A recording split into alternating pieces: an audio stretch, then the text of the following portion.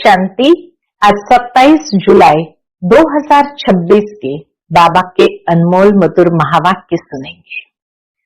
आज की मुरली में बाबा कहते हैं, बच्चे, गाया जाता है ज्ञान, भक्ति और वैराग्य। इस समय बाबा आकर के हम बच्चों को ज्ञान समझाते हैं। ज्ञान सागर परमात्मा ज्ञान सुना करके ही पतित से पावन बनाते हैं। उसके बाद जैसे ही हम सतयुग में जाते हैं, चक्र घूमता है, अर्थात वर्ल्ड की हिस्ट्री ज्योग्राफी रिपीट होती है। तो 2 युग तक वहां ज्ञान की प्रारब्ध चलती है।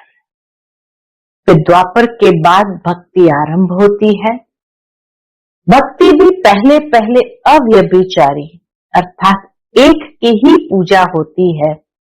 उसको कहते हैं सतो प्रधान भक्ति। और सतो प्रधान भक्ति धीरे धीरे फिर अनेकों की पूजा में, अनेकों की भक्ति में बदलने लगती है। कलयुग में तो अथाह भक्ति की सामग्री हो जाती है।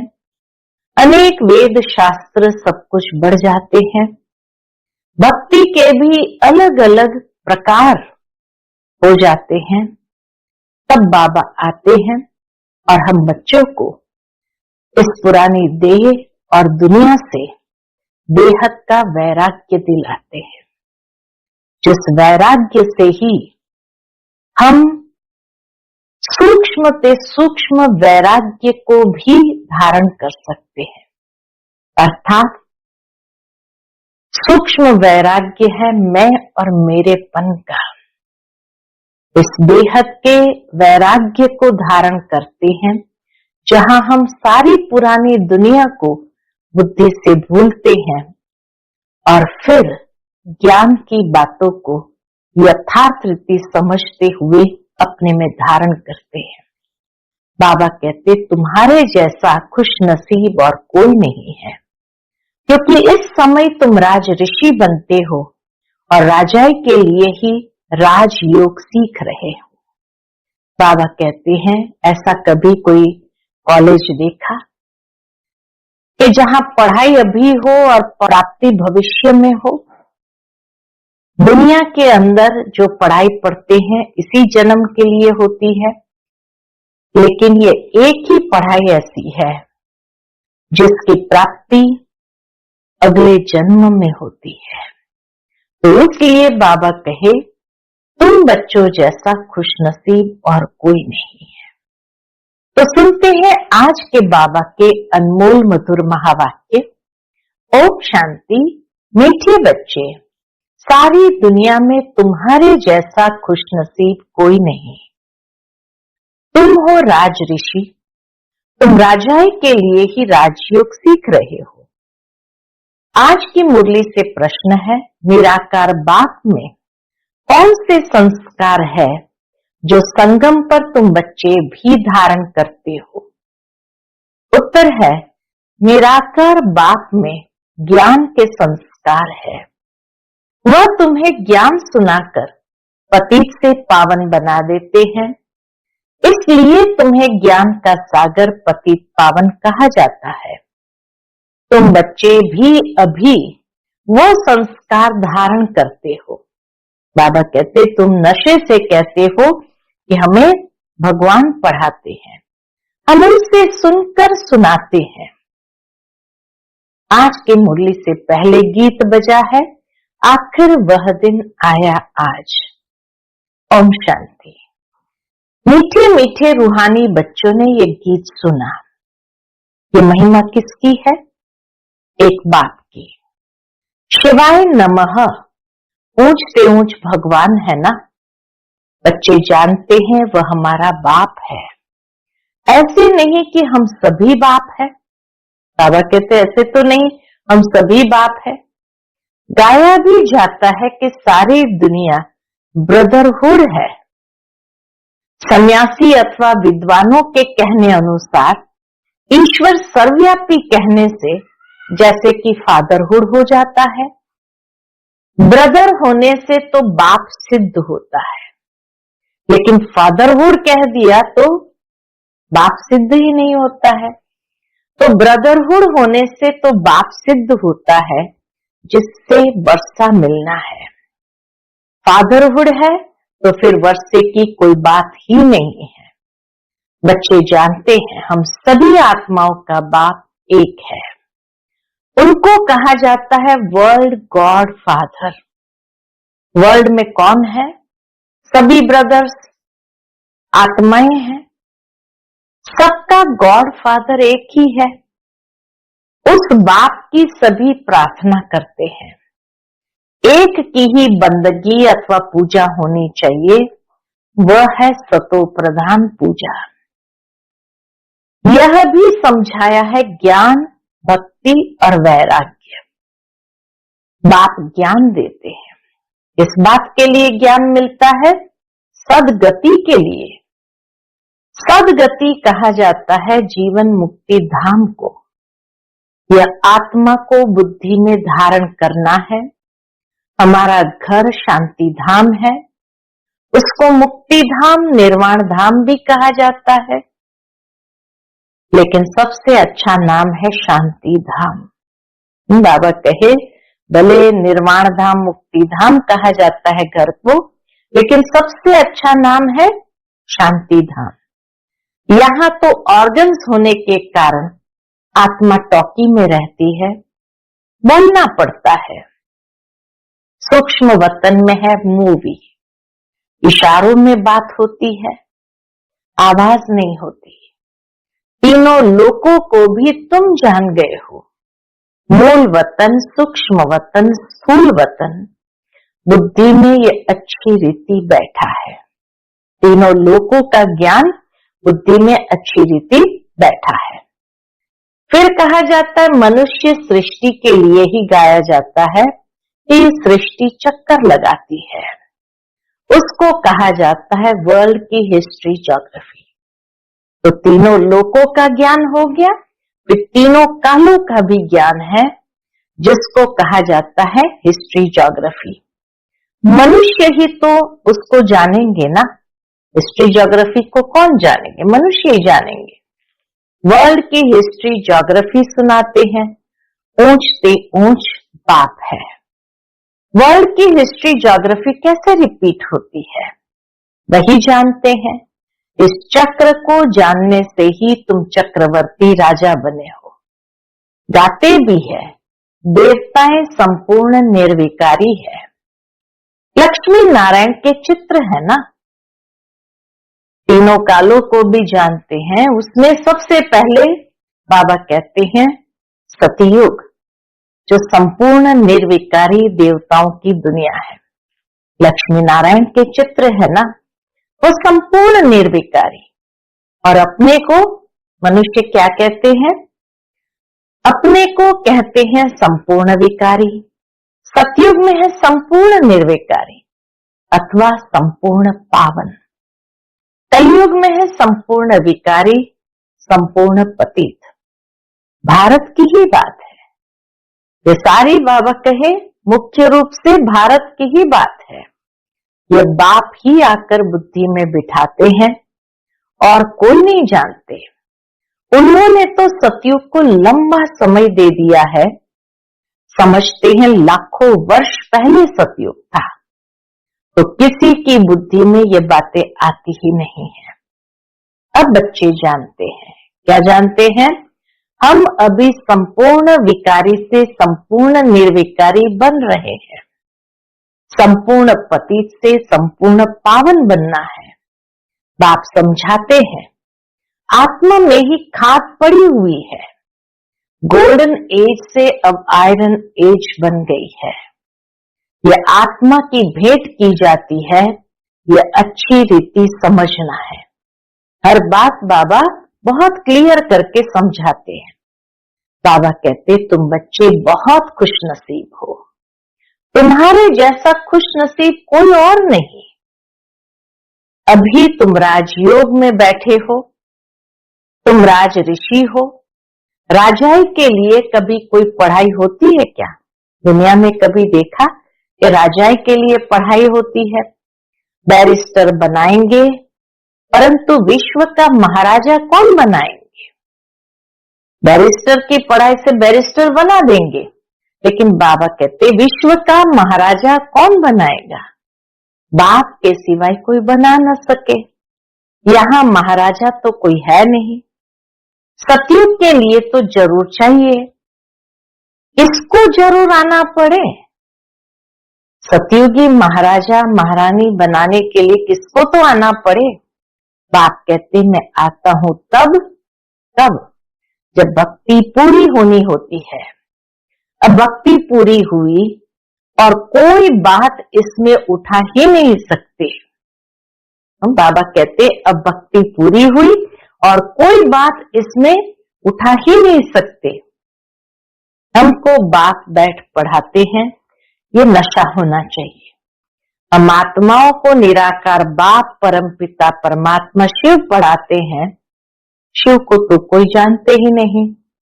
अब तुम बच्चे जानते हो, बाबा फिर से स्वर्ग के राजा स्थापन कर रहे हैं। हम उनको महाराजन श्री नारायण और महारानी श्री लक्ष्मी कहते हैं। भक्ति मार्ग में सत्यनारायण की कथा सुनाते हैं, अमर कथा और तीजरी की कथा। बाप तीसरा नेत्र भी देते हैं। नर से नारायण बनने की कथा सुनाई जाती है।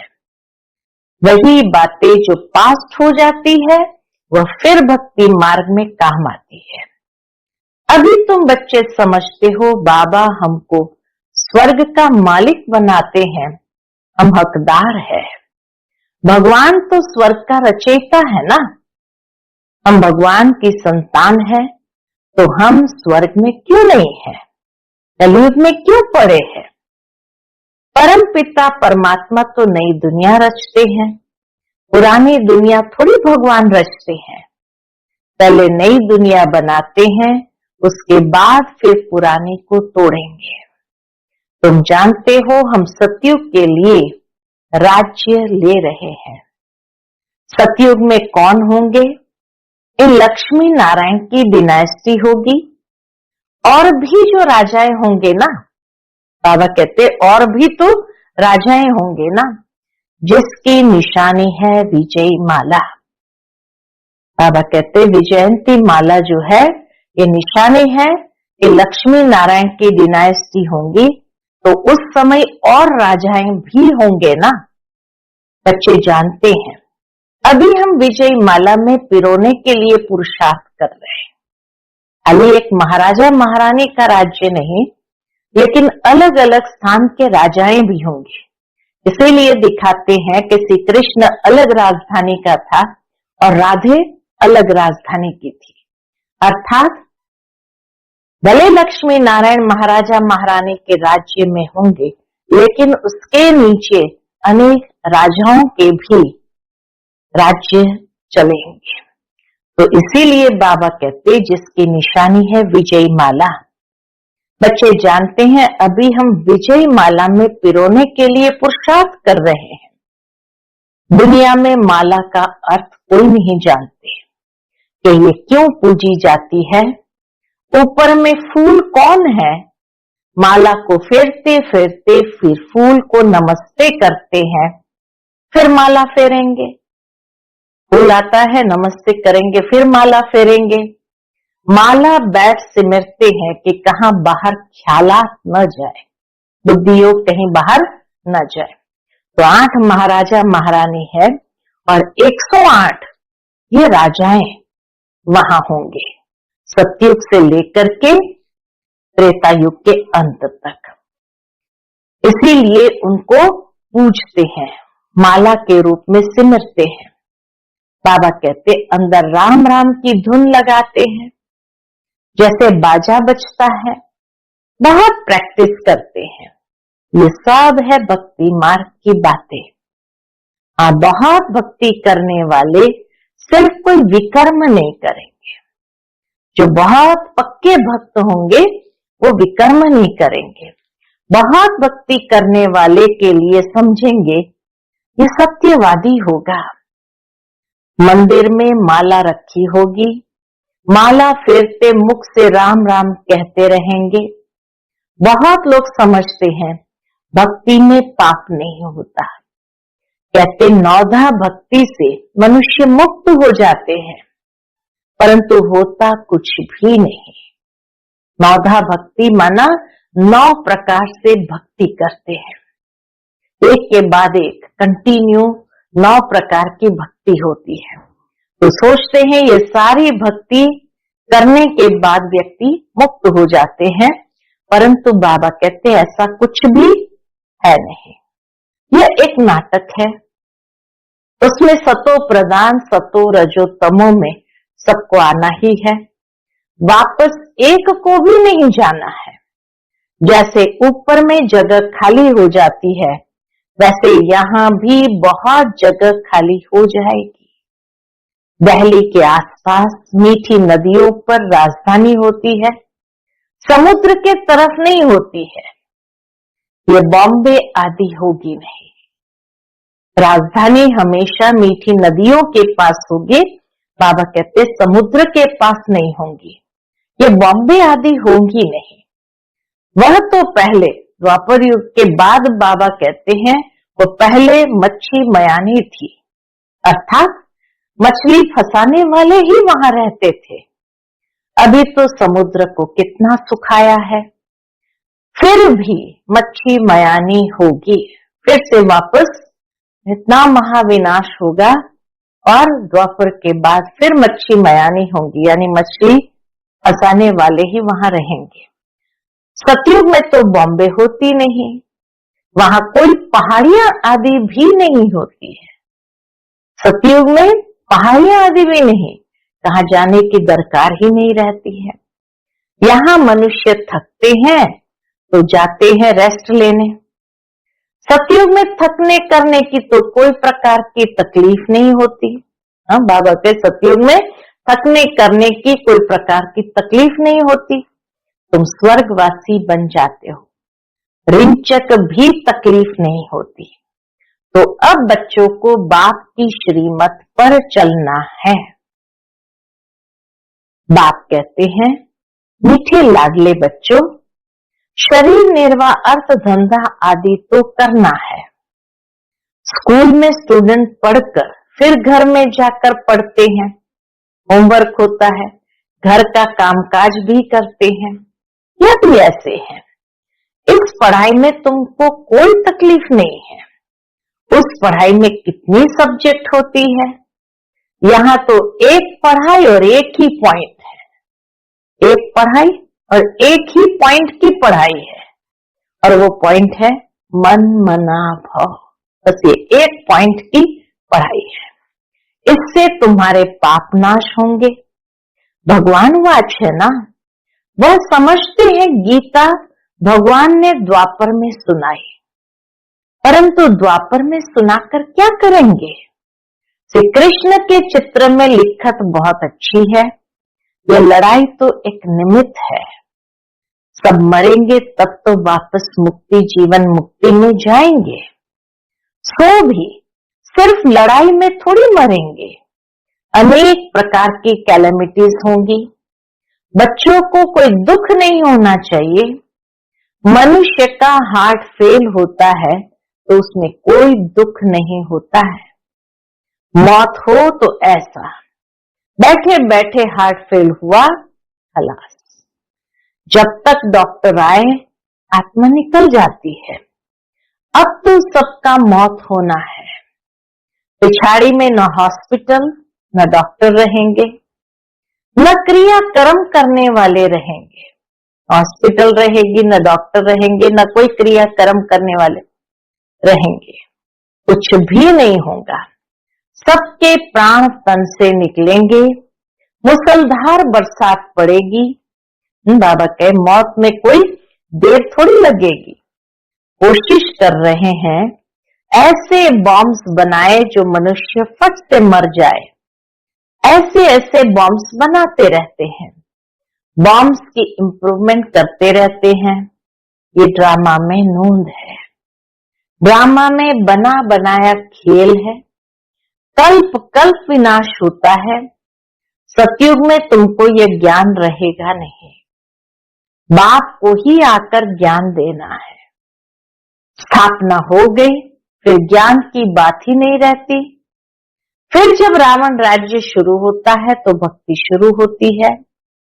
अब भक्ति पूरी होती है। अब बाबा कहे भक्ति पूरी होती है। अब तुमको योग बल से पावन बनना है। पावन बनने से ही सुखधाम शांति धाम में जा सकते हैं। चार्ट रखना पड़े, ये तो समझ गए हो, ये चार्ट रखना पड़े। हमको बाप को याद कर तमो प्रधान से सतो प्रधान यहाँ बनना है। ऐसे कोई शास्त्र आदि में लिखा हुआ नहीं है। बच्चों ने गीत सुना, आखिर वह दिन आया आज, जबकि भारतवासी फिर राजाओं के राजा बनते हैं। राजाओं के राजा अथवा महाराजा बनते हैं। पीछे त्रेता में होते हैं राजा रानी, सतयुग में है महाराजा महारानी, राजाओं के राजा जिसको कहा जाए। त्रेता में है राजा रानी। तो जो पूज्य महाराजा महारानी थे वह द्वापर में वाम मार्ग में आकर पुजारी बन जाते हैं। आप ही पूज्य, आप ही पुजारी हो जाते हैं। बाप कहते हैं मैं पुजारी नहीं बनता हूं। देवताएं पूज्य होते हैं, मैं नहीं बनता हूं, ना ही पुजारी बनता हूं। बाबा न पूज्य बनते हैं न पुजारी बनते हैं। भारतवासी देवी देवताओं के ही मंदिर बनाकर उनका पूजन करते हैं। लक्ष्मी नारायण जो पहले पूज्य थे, फिर भक्ति मार्ग में वही शिव बाबा के पुजारी बनते हैं। जो शिव बाबा ने महाराजा महारानी बनाया, उनके फिर मंदिर बनाकर पूजा करते हैं। भिखारी भी कोई फट से नहीं बनते हैं, आहिस्ते आहिस्ते बनते हैं। निशानी भी देवताओं की वाम मार्ग में दिखाते हैं। जो पूज्य लक्ष्मी नारायण थे वही फिर पुजारी बन जाते हैं। पहले पहले शिव का मंदिर बनाते हैं। उस समय तो हीरो को कट कराए लिंग बनाते हैं। पहले पहले द्वापर में शिव की पूजा आरंभ होती है और उस समय हीरो को कट कराए लिंग बनाते हैं पूजा के लिए। ये किसको भी पता नहीं है कि परमात्मा छोटी सी बिंदी है। यह तुम अभी समझते हो कि बड़ा लिंग नहीं है। मंदिर तो बहुत बनाएंगे, राजा को देख प्रजा भी ऐसे करेगी। पहले पहले शिव बाबा की पूजा होती है। उनको कहा जाता है अव्यभिचारी सतो प्रधान पूजा। फिर सतो रजो तमो में आते हैं। तुम रजो तमो में आए हो तो नाम ही हिंदू रख दिया है। असुल थे देवी देवताएं। बाप कहते तुम असुल देवी देवता धर्म के हो, परंतु तुम बहुत पतित बन गए हो, इसलिए अपने को देवता कहला नहीं सकते हो, क्योंकि अपवित्र हो। हिंदू नाम तो बहुत देरी से रखते हैं। देवता धर्म वाले धीरे धीरे जैसे अपवित्र बने तो बाबा कहते हिंदू नाम रखा, लेकिन बहुत देरी से रखते हैं। अभी तुम समझते हो हम सो पूज्य थे। अभी तुम समझते हो हम सो पूज्य थे। अभी संगम युग पर न पूज्य है न पुजारी है। तुम क्या करते हो? श्रीमत पर पूज्य बन रहे हो, औरों को भी बना रहे हो। तुम हो ब्राह्मण, तुम्हारी आत्मा पवित्र होती जाती है। पूरा पवित्र होंगे तो ये पुराना चोला छोड़ना पड़ेगा। बात कहते बिल्कुल सहज है। बुरी माताओं को धारणा नहीं होती है। बाप कहते ये तो समझते हो कि हम आत्मा है। बुरी माताएं भी इतना तो समझती हम आत्मा है। आत्मा में ही अच्छे व बुरे संस्कार होते हैं। आत्मा ने जो कर्म किया वह दूसरे जन्म में भोगना होता है। बाप भी आत्माओं से बात करते हैं। बाप कहते हैं बच्चे आत्म अभिमानी बनो। निराकार शिव बाबा निराकारी आत्माओं को पढ़ाते हैं। निराकार बाबा में ज्ञान के संस्कार है। शरीर तो उनको है नहीं, तो वह ज्ञान का सागर पति पावन है, उनमें सब गुण है। बाप कहते मैं आकर तुम बच्चों को पावन बनाता हूं। युक्ति कितनी सहज है। अक्षर ही एक है, मन मना भव मामेकम, याद करो। एक ही अक्षर है, मन मना भव मामेकम, याद करो। याद से ही तुम्हारे विकर्म विनाश होंगे, यह भी जानते हो। अभी हम है ब्राह्मण, फिर सूर्यवंशी, चंद्रवंशी, वैश्यवंशी, शूद्रवंशी बनेंगे। हम ही इस 84 के चक्र में आएंगे, ऊपर से नीचे उतरेंगे, फिर बाबा आएंगे। बरोबर ये सृष्टि का चक्र फिरता रहता है। पूरा बाबा ने सृष्टि का चक्र ज्ञान, भक्ति, वैराग्य तीनों के माध्यम से इस बात को स्पष्ट किया। सृष्टि यह पुरानी होती है तो फिर बाबा आते हैं नई बनाने। ये तो बुद्धि में बैठता है ना, ये चक्र बुद्धि में फिरना चाहिए। अभी तुम स्वदर्शन चक्रधारी बनते हो, जिससे फिर जाकर चक्रवर्ती राजा बनेंगे। अच्छा, मीठे मीठे सिकिलते बच्चों प्रति माता पिता बाप दादा का याद प्यार और गुड मॉर्निंग। रूहानी बाप की रूहानी बच्चों को नमस्ते। हम सभी रूहानी बच्चों की रूहानी माता पिता बाप दादा को याद प्यार, गुड मॉर्निंग और नमस्ते। नमस्ते, शुक्रिया बाबा, शुक्रिया। आज की मुरली से धारणा के लिए मुख्य सार है। पहली पॉइंट, श्रीमत पर पूज्य बनना है। आत्मा में जो बुरे संस्कार आ गए हैं उसे ज्ञान योग से समाप्त करना है। संपूर्ण निर्विकारी बनना है। दूसरी पॉइंट, शरीर निर्वाह अर्थ कर्म करते भी पढ़ाई पढ़नी और पढ़ानी है। योग बल से पावन बन राजाई पद लेना है। आज का बाप दादा का मधुर वरदान हम बच्चों के प्रति है। अपनी श्रेष्ठ स्थिति द्वारा माया को स्वयं के आगे झुकाने वाले हाईएस्ट पद के अधिकारी भव। अपनी श्रेष्ठ स्थिति द्वारा माया को स्वयं के आगे झुकाने वाले हाईएस्ट पद के अधिकारी भव। जैसे महान आत्माएं कभी किसी के आगे झुकती नहीं है, उनके आगे सभी झुकते हैं।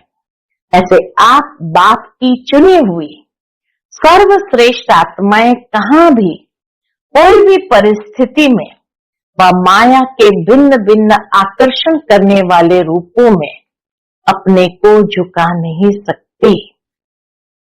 माया के भिन्न भिन्न आकर्षण करने वाले रूपों में अपने को झुका नहीं सकते। जब अभी से सदा झुकाने की स्थिति में स्थित रहेंगे तब हाईएस्ट पद का अधिकार प्राप्त होगा।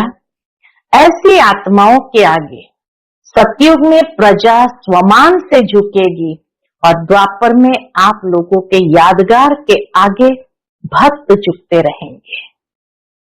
आज का स्लोगन है, कर्म के समय योग का बैलेंस ठीक हो तब कहेंगे कर्म योगी। कर्म के समय योग का बैलेंस ठीक हो तब कहेंगे कर्म योगी। आज का व्यक्त इशारा, ज्वाला स्वरूप स्थिति में रहे शक्तिशाली याद का अनुभव करो। उसके अंतर्गत बाबा कहते, कई बच्चे कहते हैं कि जब योग में बैठते हैं तो आत्म अभिमानी होने के बदले सेवा याद आती है। लेकिन ऐसा नहीं होना चाहिए, क्योंकि लास्ट समय अगर अशरीरी बनने के बजाय सेवा का भी संकल्प चला तो सेकंड के पेपर में फेल हो जाएंगे। उस समय सिवाय बाप के निराकारी, निर्विकारी, निरहंकारी और कुछ याद नहीं। सेवा में फिर भी साकार में आ जाएंगे। इसलिए जिस समय जो चाहे वह स्थिति हो नहीं तो धोखा मिल जाएगा। अच्छा, ओम शांति।